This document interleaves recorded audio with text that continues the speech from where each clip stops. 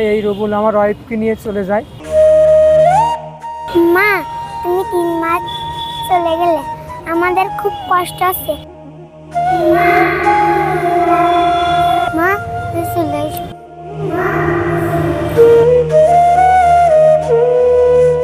ছোট্ট শিশু তোয়া ও ফুয়াদ, বয়স মাত্র 5 ও 6।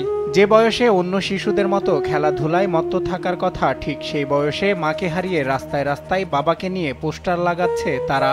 এমন করুণ দৃশ্য দেখে যে কারো চোখে পানি আসলেও বিন্দু পরিমাণেও হৃদয় কাঁপছে না পাষাণ মায়ের।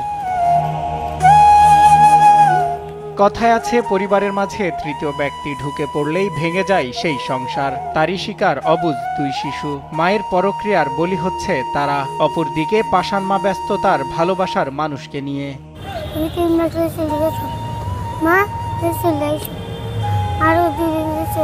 মা, তোমার কাছে থাকবো।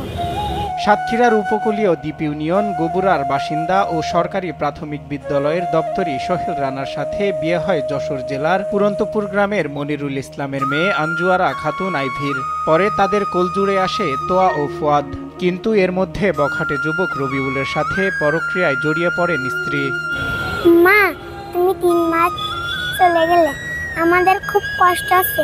মা, তুমি বাড়ি চলে এসো। আমাদের খুব কষ্ট আছে।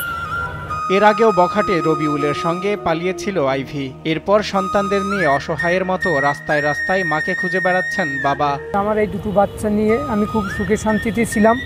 এমতো অবস্থায়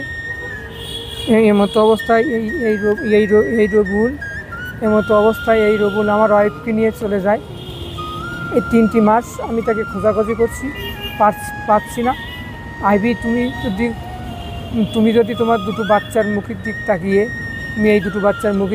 তুমি চলে এসো। তোমার এই বাচ্চার মুখের দিক তাকিয়ে তুমি চলে এসো।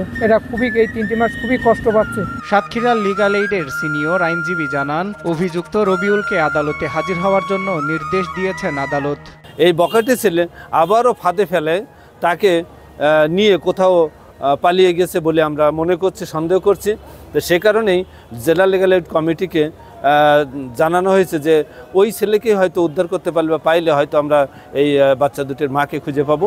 তো সেভাবেই লিগ্যাল এইড অফিস সেই রবিউলের নামে নোটিশ জারি করেছেন।